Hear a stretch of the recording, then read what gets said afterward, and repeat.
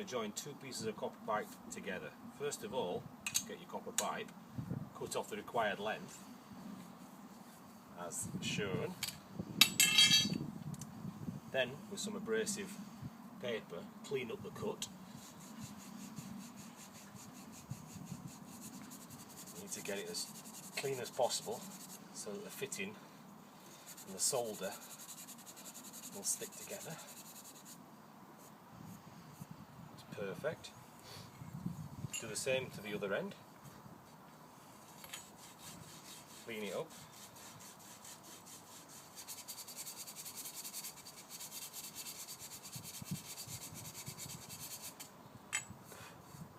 It's okay. The fitting we're going to use is an elbow. We need some flux to make the solder run into the joint and make a good bond between the metals. So we apply some flux to the pipe and then add the fitting, push it home securely,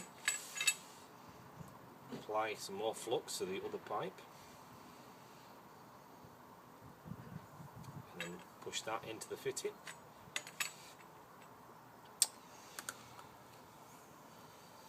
Now we're ready to solder these two together. Get the blowtorch, get that going.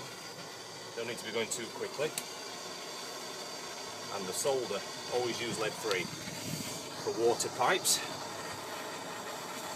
apply some heat to the joint and then just test the solder's running, which it is, all the way around.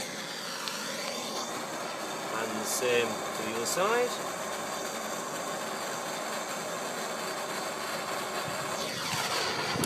Turn the heat off, get a wet rag and just wipe the joint. Take a nice clean seal, which that is. Solder all the way around. That's a perfect job.